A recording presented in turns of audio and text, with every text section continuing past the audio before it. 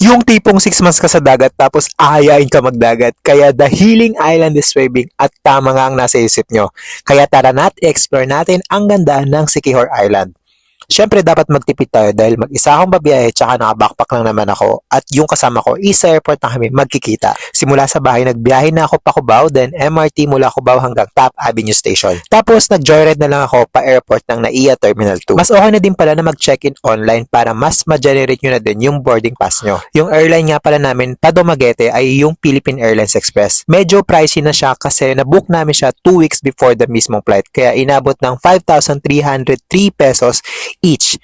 Pero dahil nga may miles ako sa Philippine Airlines, nagamit ko siya kaya ang binayaran ko na lang is 1,173. In all fairness and honesty, maganda yung Palex sa Terminal 2. Ito nga pala kasama ko, si Catherine, kaibigan ko sa barko. Tapos pumasok na kami ng boarding gate at boarding time namin is 9:30 AM. Beshi, are you excited? Excited! Kinakabahan ako. Baka di tayo makalusot ng immigration. 4-5, Patubig Dumaguete. 4-5, bound to Dumaguete. Ay, ba't naman ganon? Nabago na nga yung oras eh. Saan tayo? 9 daw eh. Labas na yung 9. Uy, kinakabahan ako. Ano kaya itatag mo sa immigration? Hindi pa tayo nakakapagpapalit ng Dumaguete dollar. Yung biyahe pala namin ay tumagal lang ng almost an hour. Pagkadating namin ng Dumaguete Airport is naglakad lang kami palabas ng airport. Yung alok kasi sa loob ng mga tricycle is 300 pesos papuntang Dumaguete Port. Sa labas naman is 150 pesos. Kaya doon tayo sa labas. Siguro less than 20 minutes is nasa Dumaguete Port na kami. Onting lakad lang din papasok at kailangan lang i-present yung ticket sa ferry na binilihan nyo at isang valid ID. Pagkapasok nyo is kailangan lang magbayad ng worth 15 pesos para sa environmental fee. Bali na book na namin yung ticket sa OceanJet worth 400 pesos. Then may online fee lang din siya na extra na babayaran. Punta lang kayo sa OceanJet desk para sa seat assignments. Pwede ding mamili ng window seat, i-request nyo na lang. Habang nag-aantay is meron silang kainan sa taas itong View Per Cafe.